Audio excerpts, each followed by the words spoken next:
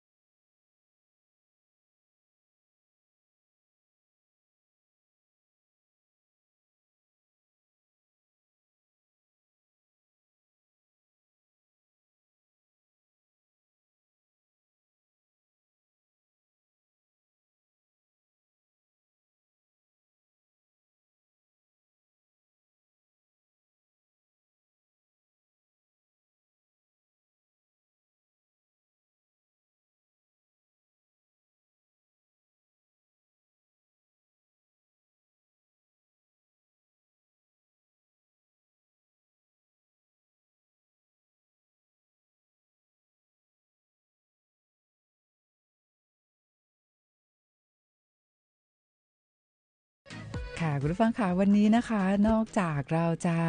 มีบทเพลงเพราะๆมาฝากคุณผู้ฟังนะคะวันนี้ความสุขที่จะมอบให้กับคุณผู้ฟังนะคะก็คือเมื่อวานนี้เนี่ยนะคะเราก็แจกของรางวัลนะคะให้กับคุณผู้ฟังไปเยอะแยะเลยนะคะก็เมื่อวานวันคริสต์มาสนะคะก็อยากให้ทุกท่านมีความสุขเนาะทางรายการก็เลยอยากจะเป็นซานตาคลอสนะคะแจกรางวัลไป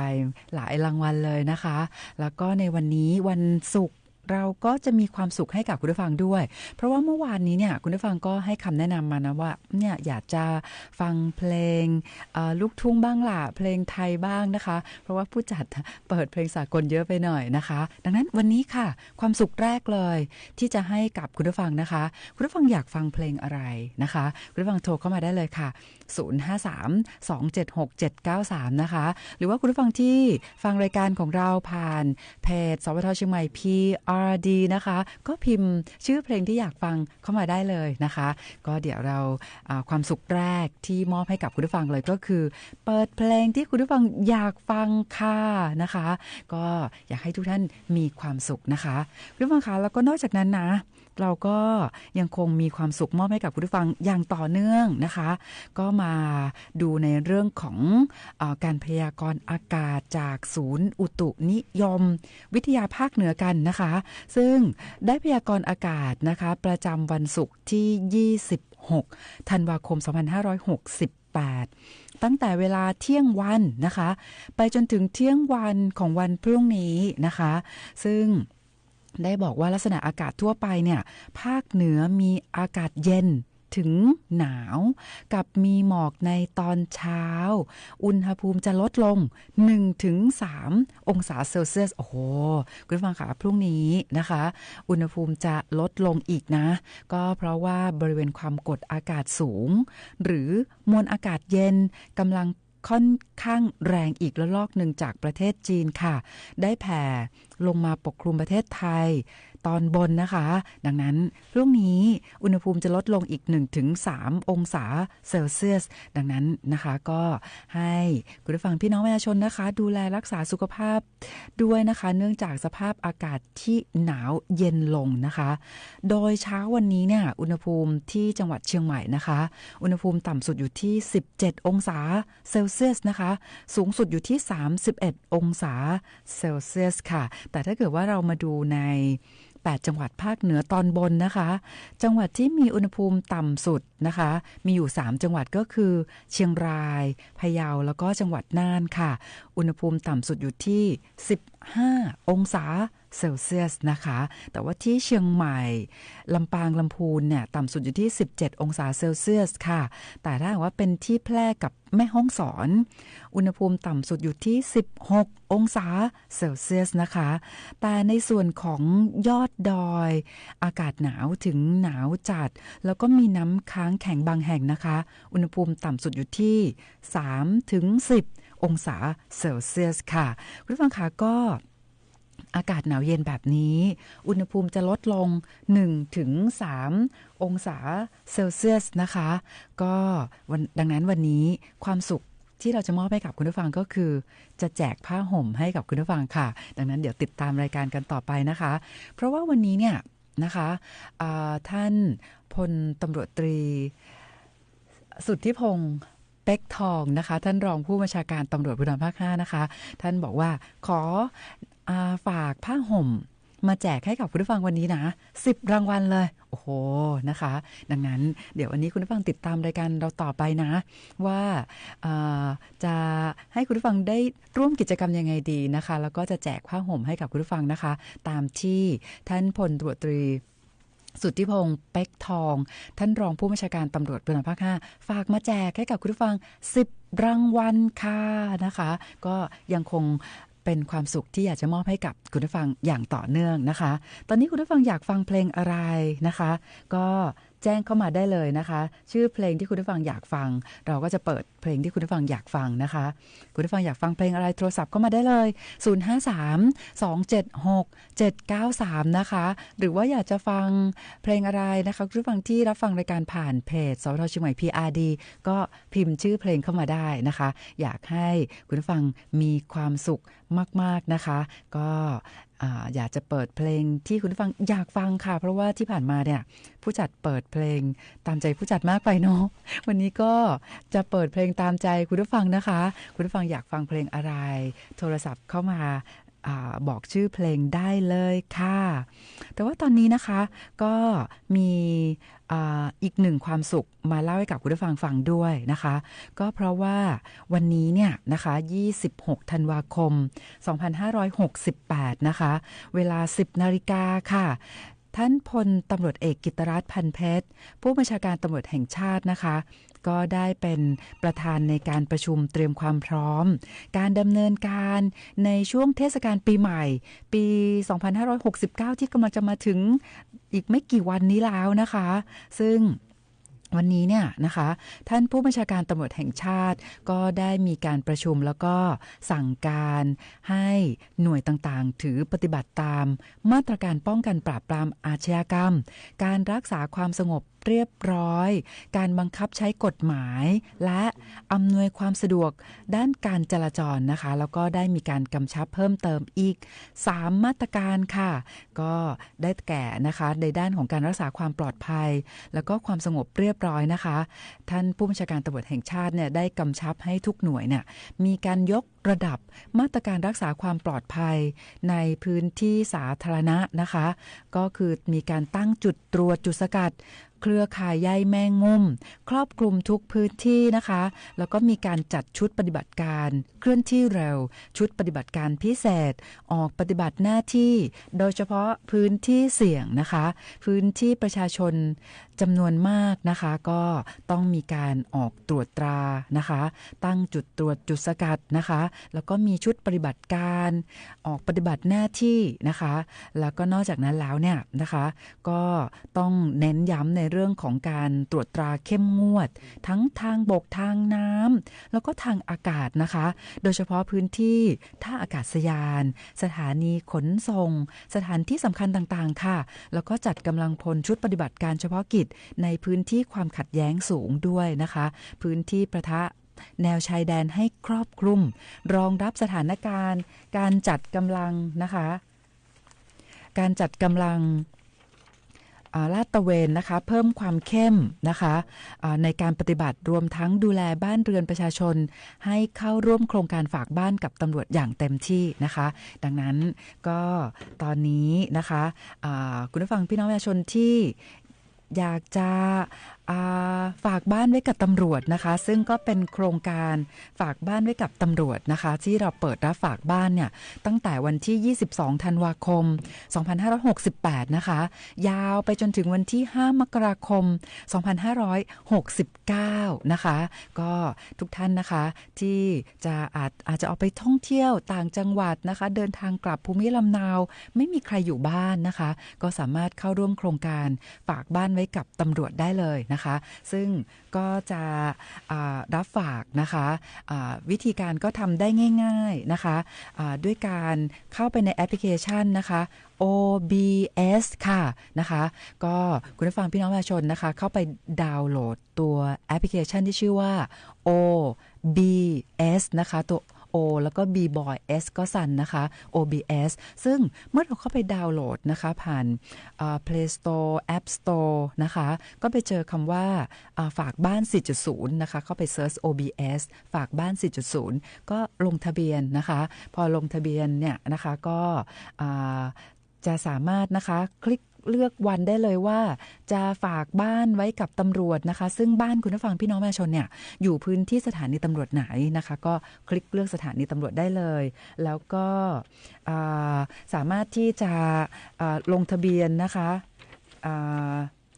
ลงทะเบียนตั้งแต่วันไหนที่จะฝากบ้านนะคะก็สามารถที่จะเข้าไปลงทะเบียนผ่านแอปพลิเคชัน OBS ได้เลยนะคะตอนนี้คุณผู้ฟังท่านไหนอยากฟังเพลงอะไรนะคะก็สามารถโทรศัพท์เข้ามาขอเพลงได้เลยนะคะมีคุณผู้ฟังหลายท่านก็เริ่มขอเพลงเข้ามาแล้วนะคะมีผลงานของPink Panther ด้วยนะคะบอกว่าขอเพลงอะไรนะคะ คอยเธอคืนนะคะมีเพลงฝนวันนี้มีเพลงMy Love มีเปลี่ยนพศใหม่นะคะโอ้มีหลายท่านบอกว่าขอเพลงในหลากหลายรูปแบบเลยนะคะเดี๋ยวเราก็จะทยอยจัดเพลงที่คุณผู้ฟังขอเข้ามานะคะดังนั้นวันนี้ความสุขที่จะมอบให้กับคุณผู้ฟังนะคะไม่ว่าจะเป็นในเรื่องของการแจกของขวัญนะคะซึ่งทางท่านรองผู้บัญชาการตำรวจภูธรภาค5นะคะก็ได้ฝากของขวัญมาแจกให้กับคุณผู้ฟังนะคะเป็นผ้าห่มจำนวน10รางวัลเดี๋ยวติดตามรายการกันต่อไปแต่ว่าตอนนี้นะคะคุณผู้ฟังอยากฟังเพลงอะไรก็สามารถที่จะขอเข้ามาไม่ว่าจะเป็น053276 793หรือว่าจะพิมพ์เข้ามาหน้าเพจสวทเชียงใหม่ PRD นะคะตอนนี้มาฟังเพลงที่คุณผู้ฟังขอกันเข้ามาดีกว่าค่ะ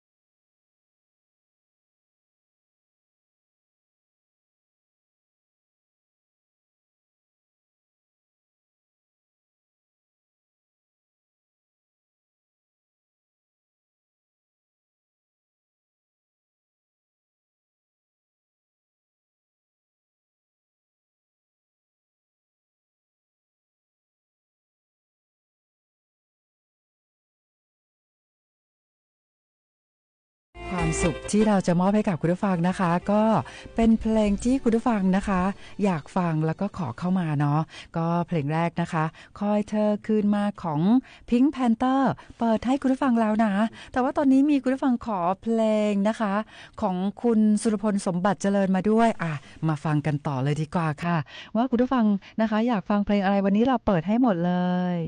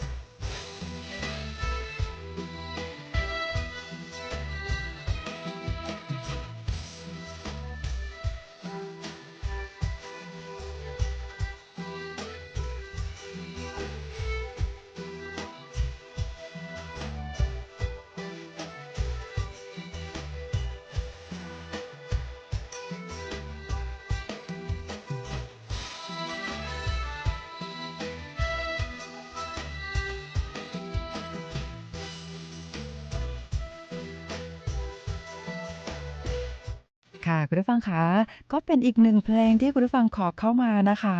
หนาวนี้พี่ตายแน่นะคะของคุณสุรพลสมบัติเจริญนะคะแต่ว่าตอนนี้มีอีกท่านหนึ่งบอกว่าขอเพลงนี้ด้วยเปลี่ยนพศใหม่เปลี่ยนใจหรือยังค่ะ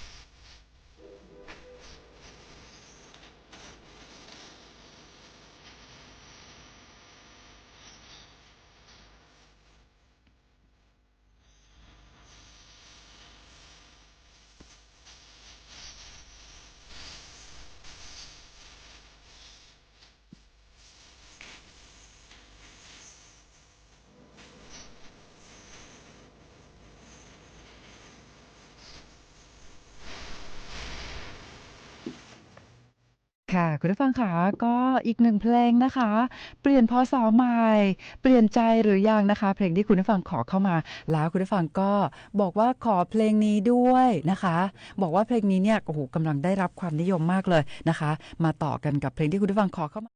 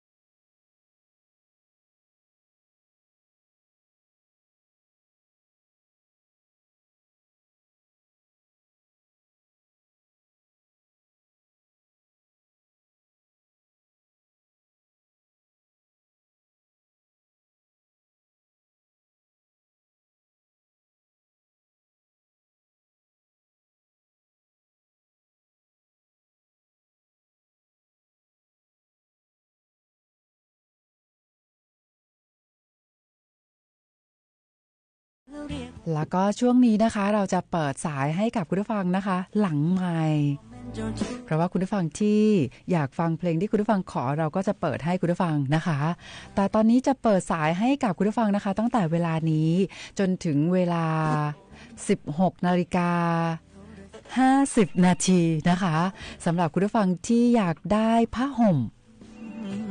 เพราะว่าพรุ่งนี้อุณหภูมิจะลดลงอีกนะคะช่วงนี้โอ้โห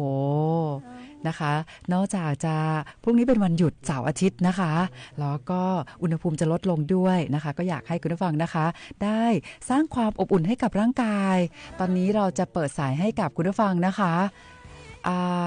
ตั้งแต่เวลานี้นะคะแจกผ้าห่มไปกันเลย10ผืนนะคะซึ่งต้องบอกว่าวันนี้นะคะของรางวัลที่นำมาแจกให้กับคุณผู้ฟังวันนี้นะคะได้รับการสนับสนุนจากท่านพลตำรวจตรีสุทธิพงษ์เป็กทองรองผู้บัญชาการตำรวจภูธรภาค5นะคะคุณผู้ฟังท่านไหนอยากได้ผ้าห่มนะคะโทรศัพท์เข้ามาแจ้งชื่อที่อยู่เบอร์โทร053-276-793นะคะก็จะเปิดสายให้กับคุณผู้ฟังนะคะไปจนถึงเวลา 16:50 นาทีนะคะแต่ว่าคุณผู้ฟังที่อยากฟังเพลงเพราะๆนะคะแล้วก็ขอเพลงเข้ามาก็ฟังกันต่อเลยค่ะ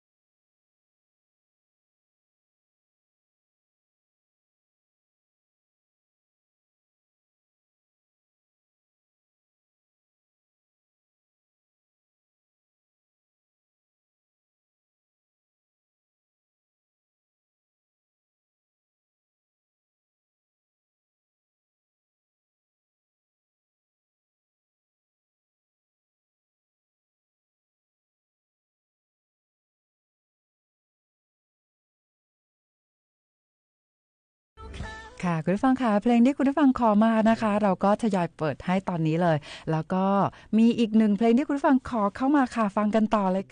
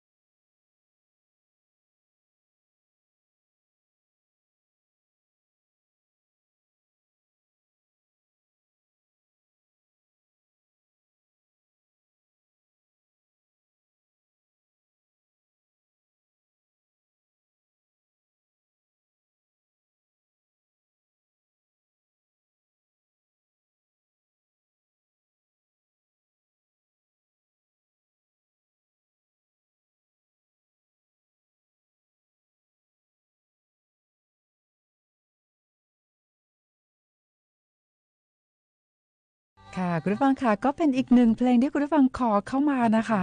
รักเธอทุกพศนะคะโอ้โหวันนี้เราก็อยากให้คุณผู้ฟังมีความสุขเนาะทั้งฟังเพลงเพราะๆเพลงที่คุณผู้ฟังอยากฟังนะคะแล้วก็รับของรางวัลนะคะตอนนี้คุณผู้ฟังที่อยากได้ผ้าห่มวันนี้เราแจก10ผืนนะคะก็สามารถโทรศัพท์เข้ามาแจ้งชื่อที่อยู่เบอร์โทรที่053 276 793นะคะก็มาต่อกับเพลงที่คุณผู้ฟังอยากฟังต่อกันเลยดีกว่าค่ะ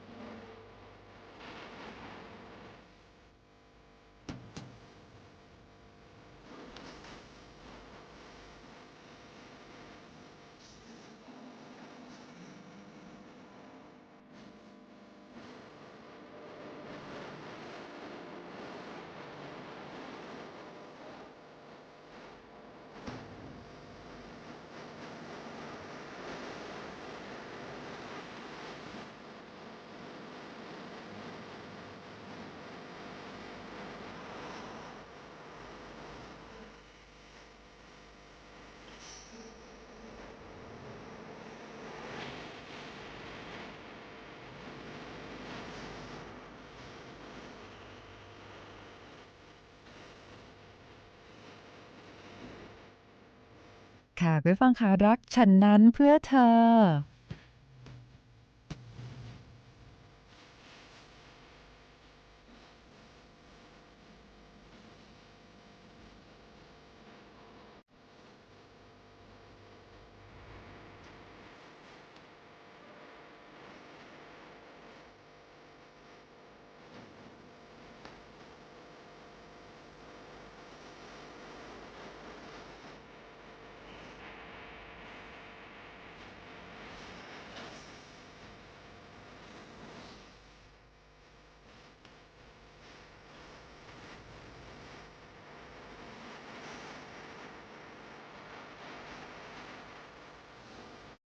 กับเพลงที่ชื่อว่ารักฉันนั้นเพื่อเธอนะคะเพลงที่คุณผู้ฟังขอเข้ามานะคะเราก็จะให้คุณผู้ฟังมีความสุขทั้งเพลงที่คุณผู้ฟังอยากฟังคุณผู้ฟังที่อยากได้ผ้าห่มนะคะ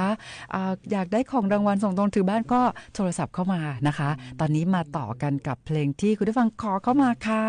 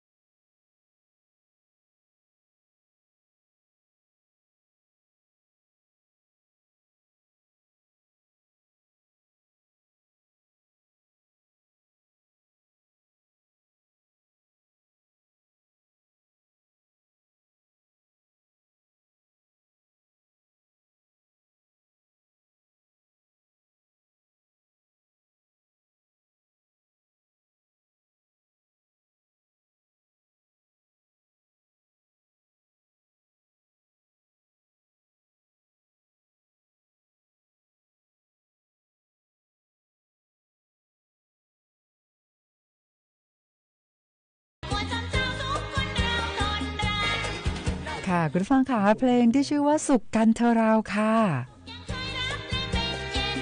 คุณผู้ฟังที่เพลงที่คุณผู้ฟังขอเข้ามานะคะก็ตอนนี้นะคะเปิดให้คุณผู้ฟังเกือบครบทุกคนแล้วแต่ว่าบางเพลงที่คุณผู้ฟังขอเข้ามานะคะ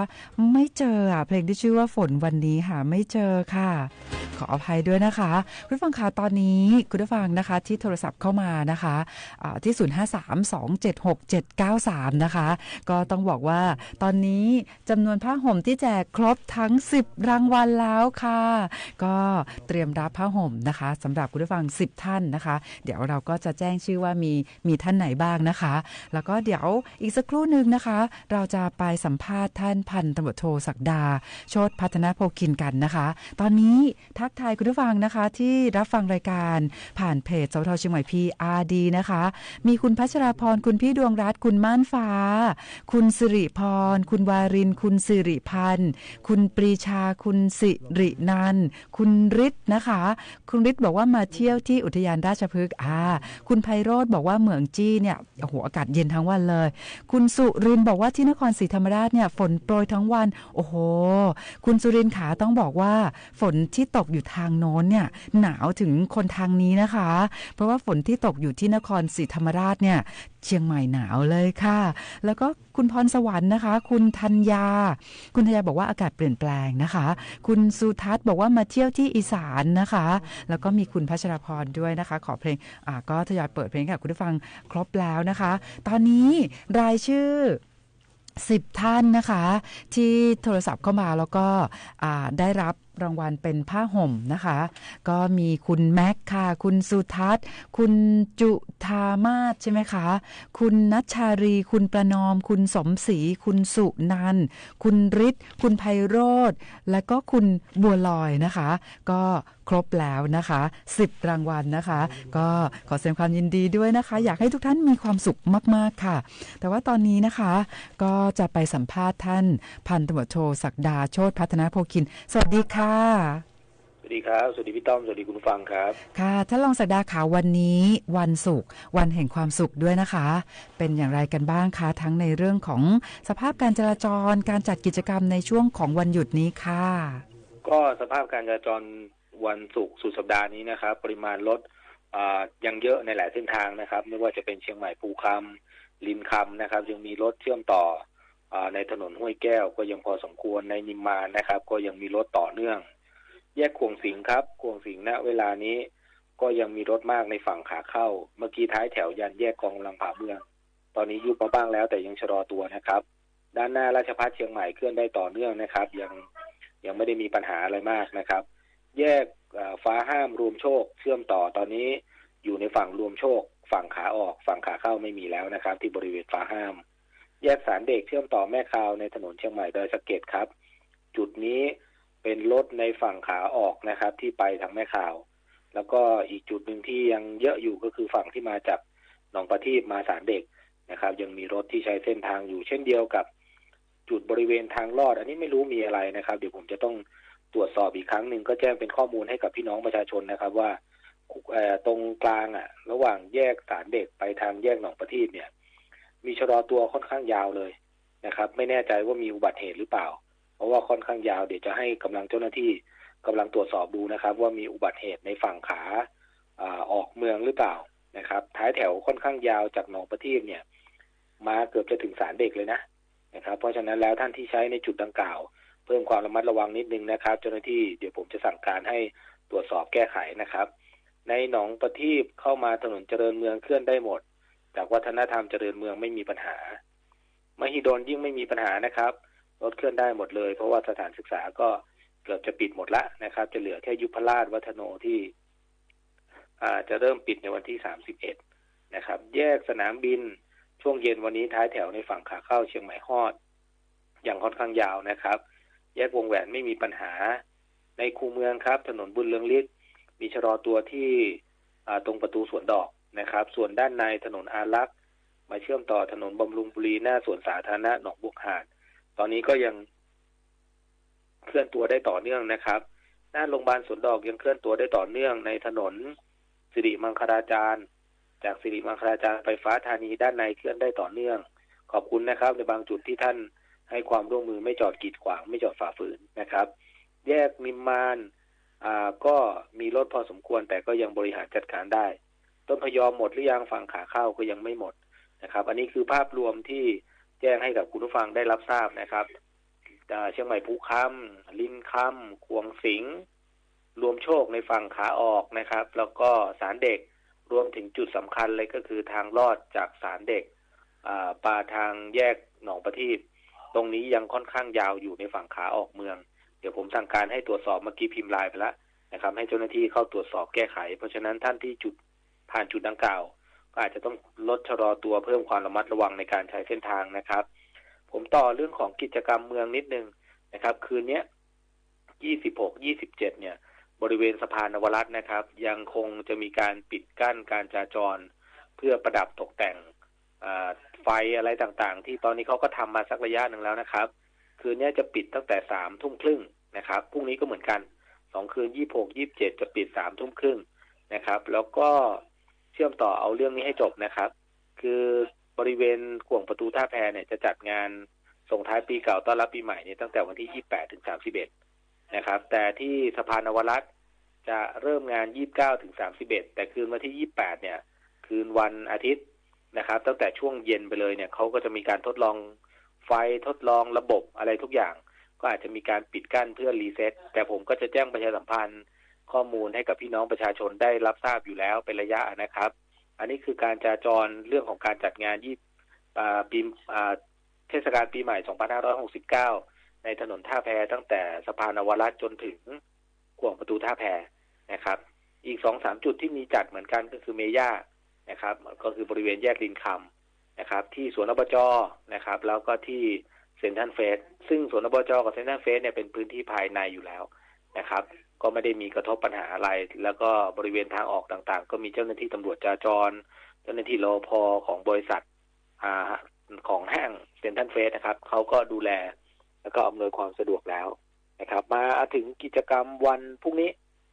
นะครับพรุ่งนี้มี2 เรื่องที่น่าสนใจนะครับก็คือ7 โมงเช้าเนี่ยจะมีการเคลื่อนศพอาจารย์ใหญ่จำนวน602 ร่างจากคณะแพทย์มช.